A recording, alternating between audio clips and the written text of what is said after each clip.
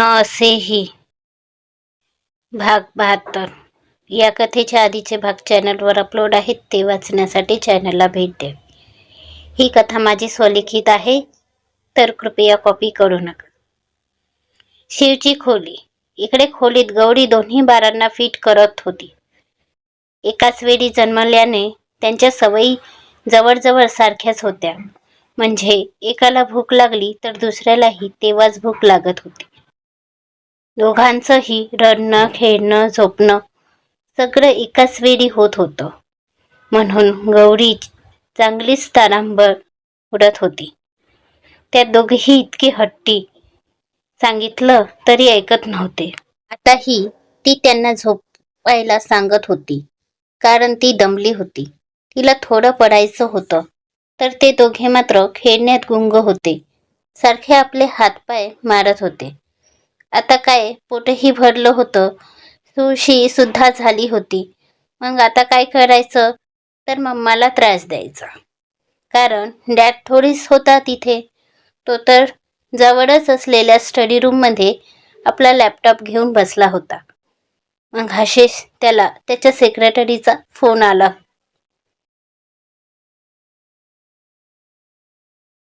एक urgent mail send करायचा होता. त्यांना खेळवत आता गौरीला झोप येऊ लागली आणि ती पेंगू लागली.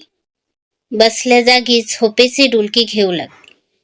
काम संपवून शिव खोलीत आला तर समोरचं दृश्य बघून त्याच्या ओठांवर स्माईल आली. समोर बेडवर गौरी डोळे मिटून झोपली होती, तर तिची दोन्ही बाळं तिच्या कुशीत शिरून टुकूर टुकूर तिला बघत होते. शिव तसाच बेडजवळ आला. माझ्या बच्च्याला झोप येत नाही का? अजूनही खेळायचं आहे? ठीक आहे, डॅड आणि बेबीज खेळणार. मम्माला आता थोडा आराम करू द्या. थकली आहे ना ती? शिव गौरीवर नजर करत म्हणाला. त्याने आपल्या बाळांना उचलून घेतलं आणि तिथेच बाजूला बसून हळूहळू बाळांशी गप्पा मारू लागला. थोड्याच वेळात ती बाळं सुद्धा झोपी गेली. तसा शिवचा सुद्धा डोळा लागला. तो सुद्धा हॉस्पिटलमध्ये असताना नीट झोपला नव्हता. गौरीसोबत त्याचे सुद्धा जागरण झाले होते. आता चौघेही मस्तपैकी झोपले होते. सुजाता ज्या गौरीला बघायला खोलीत आल्या होत्या, त्यांना असं झोपलेलं बघून हळूच दार लोटून खाली निघून गेले. बाळांसोबत भरभर दिवस जात होते.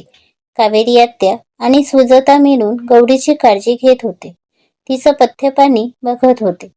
कारण डिलिव्हरीनंतर बाईचं शरीर कमकुवत झालं असते. त्यामुळे तिच्या शरीराची झीज भरून काढायला थोडा वेळ जातोच. याच दिवसात नवीन आईला जास्त जपावं लागतं. तिच्या खाण्याच्या वेळा पाळाव्या लागतात.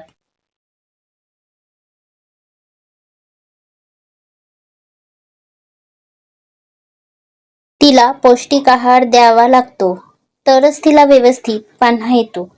शिवाय बाळही अंगावरचं पीत असते आणि गौरीला तर 2-2 बाळाचे पोट भरावे लागते. म्हणून तिला 3 लोकांचं जेवण करणे भाग होतं. शिवने सुद्धा ऑफिस जॉईन केले होते. शौर्य आणि श्लोक सुद्धा येता जाता बाळांसोबत बोलायचे. नानासाहेब यांचा तर दिवस कसा जायचा त्यांना सुद्धा कळायचं नाही. बाळांच्या रडण्याच्या आवाजाने सगळ्यांची सकाळ व्हायची.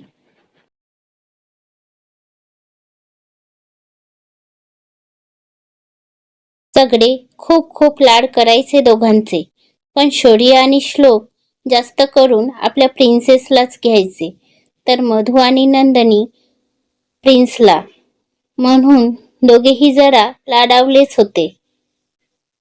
त्यात भर टाकायला त्यांचा डॅड होताच. रोज सकाळी जाताना तो त्यांच्याशी बोलून जायचा.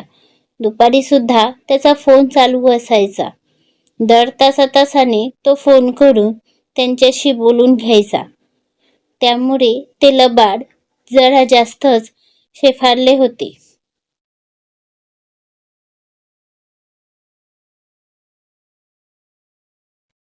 म्हणून जोपर्यंत त्यांचा डॅड येत नाही तोपर्यंत ते जागे राहून आपल्या मम्माला त्रास द्यायचे. आज शिवची सकाळी खूप इम्पॉर्टंट मीटिंग होती, म्हणून तो रेडी होत होता.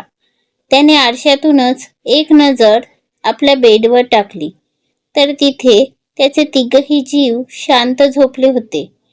शिव रेडी होऊन आपल्या प्रिन्स आणि प्रिन्सेस सोबत बोलायला जाणार तेवढ्यात त्याचा फोन वाजला. त्याने पटकन फोन सायलेंटवर टाकला आणि बोलत बोलतच खोलीबाहेर पडला.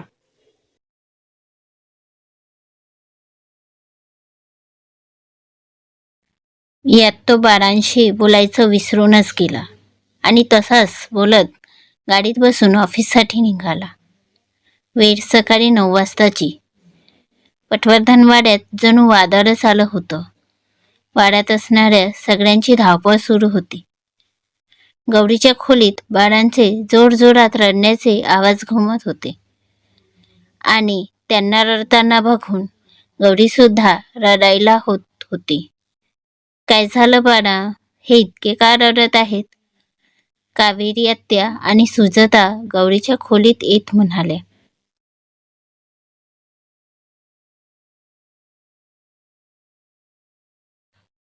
बाळांचा रडण्याचा आवाज ऐकून त्या दोघी लगबगीने आल्या होत्या. माहिती नाही छोटी मा, आत्या उठल्यापासूनच रडत आहेत दोघी. बघा ना, ऐकतच नाही माझं, गौरी सुद्धा रडवलेल्या सुरात म्हणाली. बाळा, त्यांना भूक लागली असेल, सुजाता एका बाळाला शांत करत. छोटी मा, ते सुद्धा करून बघितलं तर पीत सुद्धा नाही आहेत. मला तर काहीच कळत नाही आहे. गौरी, तू शांत हो बाळा, आम्ही बघतो. कदाचित पोटात वगैरे दुखत असेल त्यांच्या. बोलून कावेरी आत्या बाळाच्या पोटाला हात लावून बघू लागली तर प्रिन्स आणि प्रिन्सेस दोन्ही मात्र आणखी जोरात रडत होते. जे बघून गौरीचे डोळे सुद्धा भरून येत होते. ए पिल्लू, काय झालं बाळा, तू असं का रडतो आहेस? कुठे दुखते का तुला? प्रिन्सेस, तू तर माझी गुड प्रिन्सेस आहेस ना, प्लीज शांत हो बाळा. गौरी आपल्या दोन्ही बाळांना बोलत शांत करण्याचा प्रयत्न करत होती, पण ते काही शांत होत नव्हते.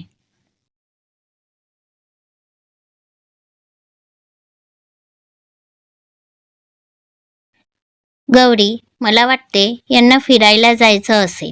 हो ना पिल्लू, चला आपण पंजोबाकडे जाऊ, सुजाता म्हणाली आणि त्या तिघी बाळांना घेऊन खाली आल्या. खाली नानासाहेब सोफ्यावरच बसले होते. बाळांचा आवाज ऐकून ते सुद्धा काळजीत पडले तर सुजाता, कावेरी आणि गौरी तिथे सोफ्यावर बसल्या. काय झालं माझ्या गुडिया आणि बबड्याला, असे का रडत आहेत? ओ पिल्लू, काय झालं तुम्हाला? नानासाहेब त्या दोन्ही चिमुकल्यांना तसं रडताना बघून बोलले.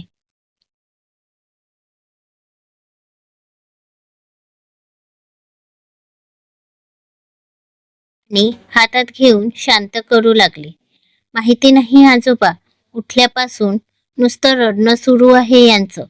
1 मिनिट सुद्धा शांत झाले नाहीत, गौरी म्हणाली.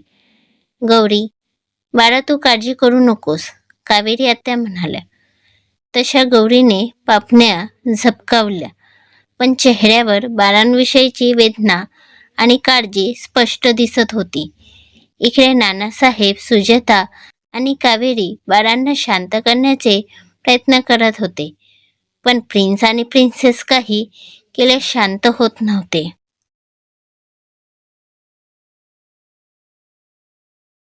रडून रडून त्यांचे गोरे गोरे चेहरे लाल लाल झाले होते.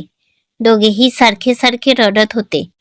बघता बघता त्यांच्या रडण्याची बातमी कॉलेजमध्ये गेलेल्या नंदिनी, मधू आणि शौर्यला सुद्धा समजली आणि त्यांनी सुद्धा बाळांच्या काळजीने घरी धाव घेतली. इकडे देशमुखांकडे सुद्धा ही बातमी समजली आणि ते सगळे सरळ निघून पटवर्धन वाड्यावर आले. सगळेच बाळांना हातात घेऊन शांत करू लागले.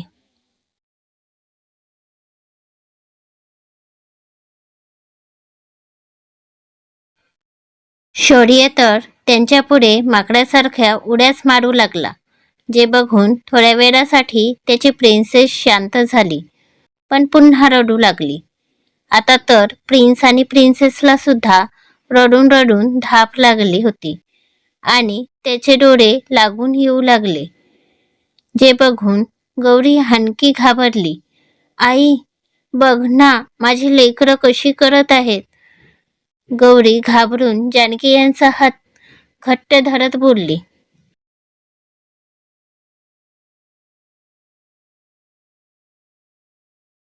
आणि जानकी यांच्या कुशीत शिरून रडू लागली.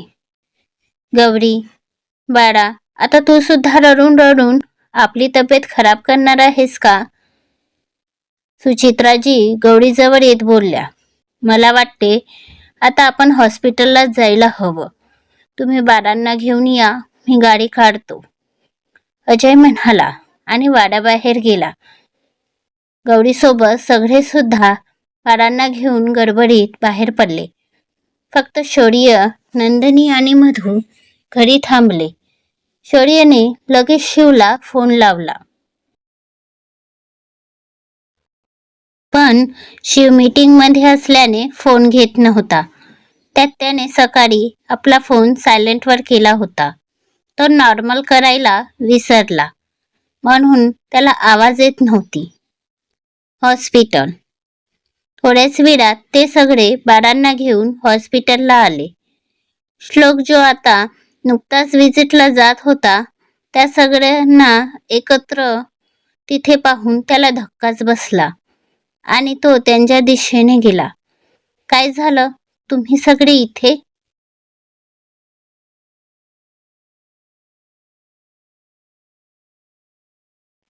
श्लोकने त्यांच्याजवळ येत विचारलं. श्लोक, अरे म्हणून गौरी पुन्हा रडू लागली. रडून रडून तिने आपले हाल करून घेतले होते. सकाळपासून पाण्याचा थेंब सुद्धा तिने घेतला नव्हता. फक्त बाळांच्या काळजीत ती होती. परी, प्लीज, आता तरी तू शांत हो. आता आलो आहोत ना इथे, अजय म्हणाला आणि श्लोक बोलून त्याला सगळी परिस्थिती सांगितली. तसं श्लोकने काळजीतच बाळांना पाहिलं, तर ते दोघेही आता हुंसत होती. रडून रडून थकल्याने आता त्यांच्या घशातून आवाज सुद्धा निघत नव्हता. म्हणून ती बिचारे हुंसत होती. श्लोकने सरळ त्यांना वार्डात घेऊन गेला आणि स्पेशालिस्ट डॉक्टरांना सुद्धा बोलावून घेतलं. इकडे शौर्य अजूनही शिवला फोन लावत होता, पण तो काही फोन उचलत नव्हता. दादा, अरे प्लीज फोन उचल ना. अरे असं काय करतोस? इथे किती मोठी प्रॉब्लेम झाली आहे. आपली प्रिन्सेस आणि प्रिन्सला तुझी गरज आहे. वहिनीला सुद्धा तुझी गरज आहे. प्लीज लवकर घे ना फोन. शौर्य फोन घेत नाही म्हणून स्वतःच पुटपुटत होता. आता त्याच्या चेहऱ्यावर चिडलेले भाव होते.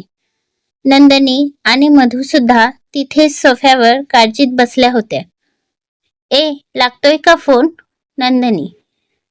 अगं फोन तर लागतोय, पण दादा तो घेत नाही आहे, शौर्य म्हणाला. शिट यार, हा दादा पण ना. नंदिनी सुद्धा थोडी चिडत. नंदू, अगं पण आपली प्रिन्सेस आणि प्रिन्स तर ठीक असतील ना ग, त्यांना काही होणार तर नाही ना? मधू. अगं नाही नाही, त्यांना काही होणार नाही, बघच तू. पण हा दादा फोन का घेत नाही? ए शौर्य, तू जाऊन बघतोस का ऑफिसला? नंदिनी. दादा ऑफिसमध्ये नाही, तो मीटिंगसाठी बाहेर गेला आहे, शौर्य म्हणाला आणि तिथेच त्यांच्या जवळ बसला. आज ही तिघेही मात्र चक्क एकत्र बसली होती, ते सुद्धा न भांडता. इकडे शिव मीटिंगमध्ये होता, पण त्याला फार अस्वस्थ वाटत होतं. त्या एसी रूममध्ये सुद्धा त्याला घाम येत होता. जीव घाबरायला होत होता. आज मला इतकं अस्वस्थ का होत आहे? सतत असं वाटत आहे की माझ्या जीवाचं कुणाला तरी माझी फार गरज आहे. माझी प्रिन्सेस आणि प्रिन्स तर. शिवच्या मनात विचार आला आणि त्याने आपला फोन काढला. पण फोन बघून त्याचे डोळेच मोठे झाले आणि आता जो विचार त्याच्या मनात आला होता त्याने पुन्हा त्याचं हृदय धडधडू लागलं. कारण त्याच्या फोनवर शौर्यचे 100हून जास्त मिस कॉल होते. अजय, नानासाहेब यांचे सुद्धा 10हून जास्त कॉल बघून आता शिवला खूप खूप अस्वस्थ वाटू लागले. बस एक भीती सुद्धा जाणवू लागली. त्याचे हात काही अनिष्ट होण्याच्या भीतीने कंपन करू लागले. तरीही त्याने थरथरत्या हाताने शौर्यला फोन लावला. इकडे शौर्य तर त्याचीच वाट बघत होता. रिंग येत नाही तोवर लगेच त्याने फोन घेतला आणि शिव बोलण्या अगोदरच स्वतःच सगळी परिस्थिती सांगितली. तसं ते ऐकून इकडे शिवच्या हातून मोबाईल पडता पडता राहिला आणि त्याने तशीच त्या खोलीबाहेर धूम ठोकली. तो तसाच वेड्यासारखा निघाला होता. मला आता काहीही करून आपल्या बाळांजवळ आणि गौरीजवळ पोहोचायचे होते. आता त्याला स्वतःचाच राग येत होता. आधी फोन न घेतल्याचा. मी कसा विसरलो फोन नॉर्मल वर करायचा. माझ्या जानला, माझ्या चिमुकल्यांना माझी किती गरज होती आणि मी मात्र इथे ही मीटिंग करत राहिलो. कसा विसरलो मी? घरी छोटी बाळं आहेत, आजोबा आहेत. शिव मनात बोलून गाडीच्या स्टेअरिंगवर रागात आपला हात मारून घेत होता. तितकाच स्पीडने तो गाडी चालवत होता. इकडे हॉस्पिटलमध्ये श्लोक डॉक्टरसोबत आत होता. स्पेशालिस्ट त्यांना चेक करत होती. अजय सुद्धा होता सोबतीला. तशी तर गौरी सुद्धा बाळांची डॉक्टर होती, पण ती आई सुद्धा होती आणि कधी कधी परिस्थितीपुढे डॉक्टर असलेली आई सुद्धा खचतेच. आपल्या बाळांच्या तब्येतीपुढे तिला काही सुचत नाही आणि गौरी तर नुकतीच आई झाली होती म्हणून जरा जास्तच खचली होती. त्या डोरच्या होलमधून आपल्या त्या पाखरांना बघून रडत होती. सुजाता, कावेरी, जानकी, सुचिता सगळेच तिला धीर देत होते. पण क्षणाक्षणात गौरीची हालत खराब होत होती. आज डॉक्टरांना सुद्धा काही समजत नव्हतं त्यांना काय झालं ते. कारण आता दोघांनाही ताप चढला होता आणि तो वाढत होता. त्या दोघांना नेमकं काय झालं याचं निदान डॉक्टरांना लागत नव्हतं. ते सुद्धा आपले सगळे प्रयत्न करत होते. तर डॉक्टरांच्या चेहऱ्यावरचे ते काळजीचे भाव बघून गौरी आणखी जास्त घाबरू लागली होती आणि अचानक तिने आपले अंग ढिले सोडले आणि ती बाजूला असलेल्या जानकी यांच्या अंगावर कोसळली. तसा जान म्हणून एक आवाज तिथे जोरात घुमला. काय झालं असेल बाळांना? ते बरे तर असतील ना? शिव सांभाळू शकेल का गौरीला? बघू पुढच्या भागात लवकरच. तोपर्यंत आजचा भाग कसा वाटला ते कमेंट करून नक्की सांगा आणि कथा आवडल्यास लाईक शेअर करून चॅनलवर सबस्क्राईब करा. प्लीज प्लीज प्लीज मला सपोर्ट करा. धन्यवाद.